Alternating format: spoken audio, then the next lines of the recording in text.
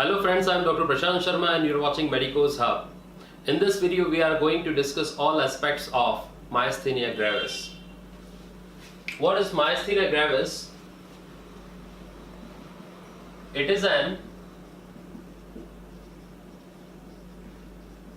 autoimmune disease of neuromuscular junction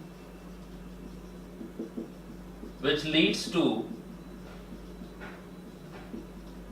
varying degree of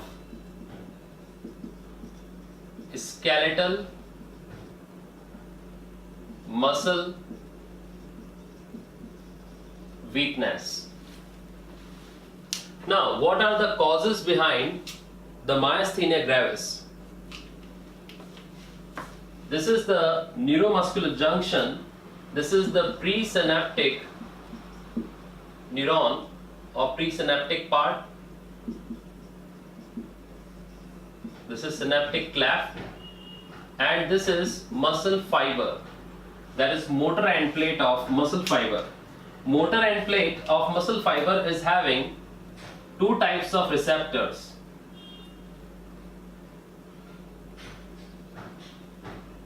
First one is, although it is having many types of receptors, but we are concerned with those two types of receptors which are important for myasthenia gravis. So this is acetylcholine receptor, that is AChR, which is made up of 5 units, and this is nicotinic type receptor. And there is another special receptor,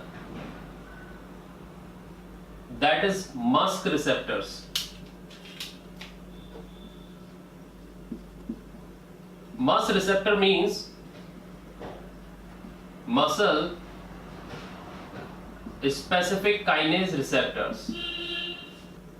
There is a normal procedure in which AChR is daily replenished and the other old AChRs are removed.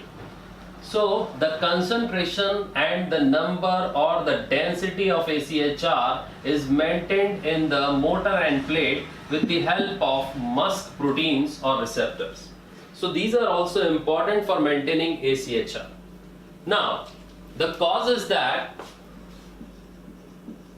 autoantibodies are formed against AChR in 85% cases, while against MuSK receptors in 15% cases. So this is the cause. Now occurrence of this disease is 50 to 200 per million, in which females are affected more than males. It's important to note that females which are usually involved are less than 40 years of age, and males which are involved usually have more than 60 years of age. Now, what is the mechanism behind this? The first initiation of this disease doesn't occur at the neuromuscular junction. It occurs somewhere in the thymus. So the first step is that due to some abnormality of thymus. Which type of abnormality? Like thymoma, which is a epithelial cell tumor in thymus, and it is found in more than 10% cases of myasthenia gravis. Or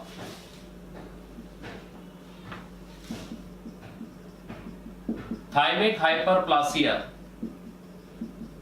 which may be found in 50% of cases, antibodies are formed. Autoantibodies are formed against the receptors present on myoid cells. Now, what are these myoid cells? These play a very important role. Myoid cells are found in thymus. It's important that these are muscle fiber or muscle cell-like structures or muscle cell-like cells, which represent the sarcolemmal proteins. So, if thymus shows some abnormality, then these sarcolemmal proteins present on myoid cells antibodies are formed against these sarcolemmal proteins, which also include the AChR. So myoid cells are muscle fiber like cells present in thymus which have sarcolemmal proteins in its cell membrane, which also includes the AChR. So when antibodies are formed against this AChR in myoid cells, then these enter in circulation. So autoantibodies are formed against the receptors present on myoid cells. Then these antibodies enter circulation, reach neuromuscular junction and perform following. What these antibodies are going to do, they will block the AChR. We are discussing about the 85% cases. These will block the AChR or acetylcholine receptors, and it will make the AChR unavailable for the acetylcholine molecules. Now, it's not the only mechanism involved. This will lead to endocytosis or internalization of such acetylcholine receptors which are bound with such autoantibodies. So antibodies enter the circulation, reach the neuromuscular junction and perform the following. What are the steps that these will perform? First, antibodies will bind to AChR. B, muscle cell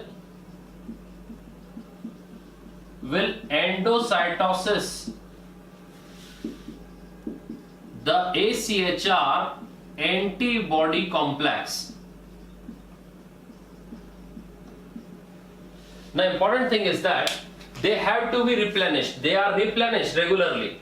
But when internalization of phagocytosis occur at a very high rate, because antibodies are there, so internalization occur very high rate and replenishment is not done at the same rate. So it leads to as the replenishment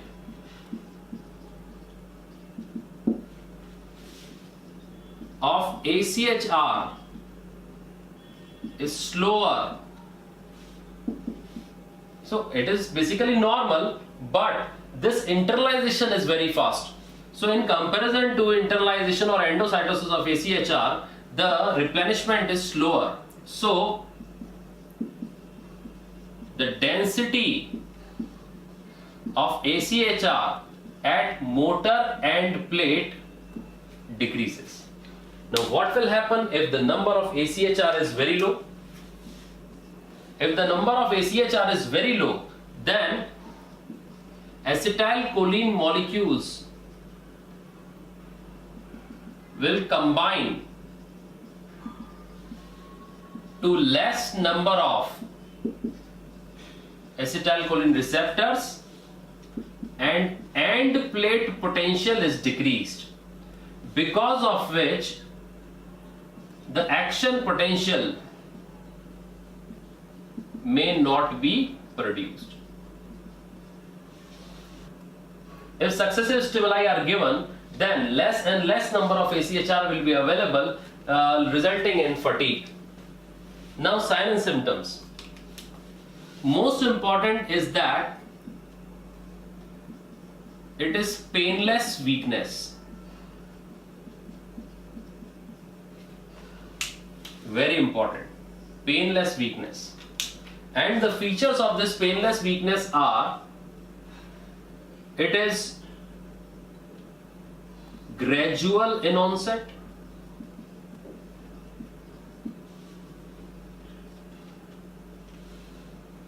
it worsens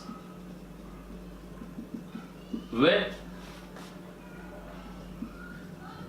repeated work and improves with rest, fluctuating time, that the weakness always doesn't remain constant, it is of fluctuating nature. So it is gradual in onset, it worsens with the repeated work, improves with rest, and it is fluctuating in nature. Another important thing is that the progress is from cranial to limbs.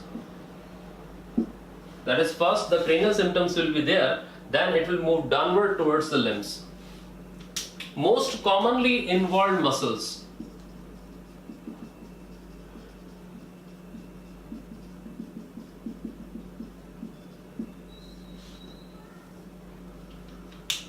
Most commonly involved muscles are ocular muscles or extraocular muscles.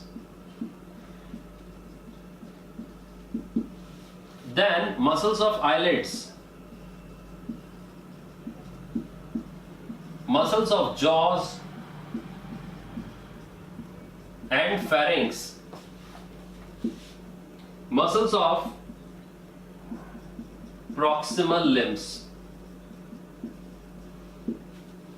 So because of involvement of these muscles, the sign and symptoms are, if extraocular muscles are involved, then diplopia will occur. Muscles of eyelids are involved, then ptosis will occur. Jaws and pharynx and etc. muscles are involved, then there will be dysarthria, that is, there will be difficulty in articulation of speech, and dysphagia, that is difficulty in swallowing, etc. It's important to note that if respiratory muscles are involved, then it may lead to death in severe cases. So these are the signs and symptoms related to myasthenia gravis. Now, how the diagnosis will be made? In diagnosis, history is most important. History of weakness in muscles. So if the muscles are skeletal muscles, painless weakness is there, that gradually worsens on repeated movements. So these all things, and the history suggests that the first signs and symptoms were cranial in nature. That is, they started with the extraocular muscles involvement, eyelids, and then they'll move to the proximal limbs. Then it may suggest the myasthenia gravis. Second is physical examination.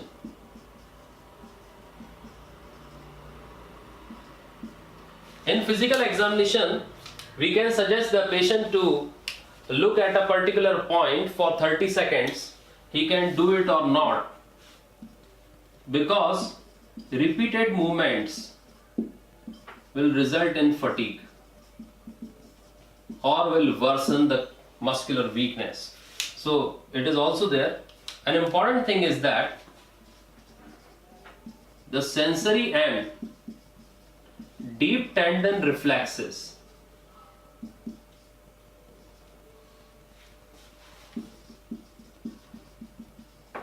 these are normal.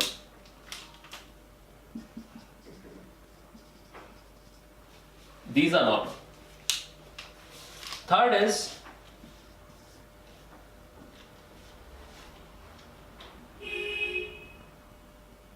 investigations.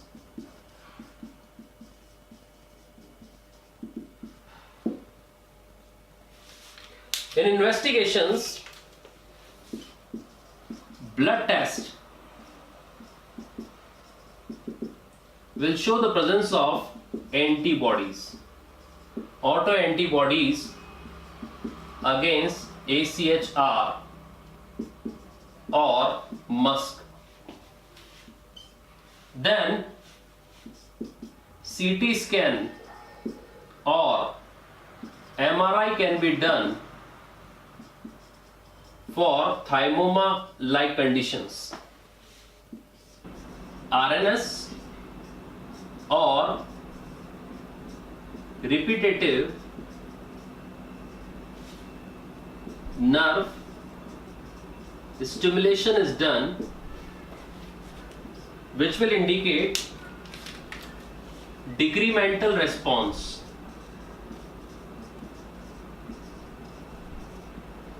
If incremental response is there, then it may indicate the Lambert-Eaton myasthenic syndrome. So this is to rule out the AIIMS or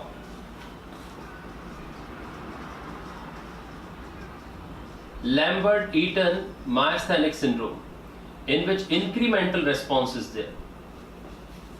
And lastly, we can perform the AIIMS test. Now what is AIIMS test? Low temperature inactivates the acetylcholinesterase enzyme which is present in the synaptic cleft. So if AIIMS is applied on the eyelids in case of ptosis, then low temperature will inactivate the acetylcholinesterase enzyme, which will prevent the hydrolysis of ACH and will result in more and more involvement of AChR, thus improving the weakness, and the eyelids can be lifted. After some time, again the condition will be resumed of ptosis because of normalization of temperature. But for that time, the eyelids can be lifted. So this is the AIIMS test, which can also give indication of myasthenia gravis. Now the treatment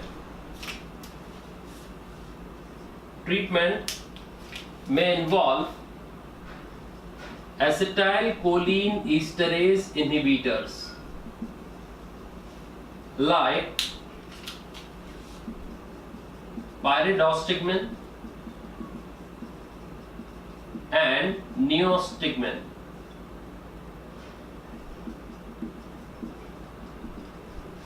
So they will inhibit the acetylcholinesterase and increase the availability of ACH and will involve more number of AChRs, thus improving the weakness. Second, thymectomy. Thymectomy is done to decrease the immune response and the condition will be improved. Immunosuppressive drugs can also be given, like glucocorticoids and azathioprine.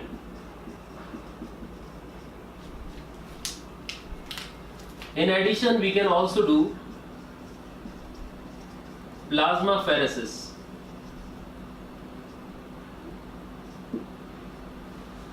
To remove the antibodies.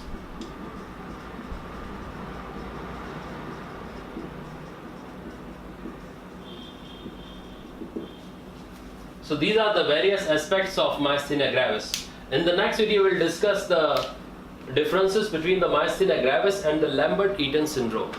Hit the like button, share and subscribe our channel to get the latest updates and notifications.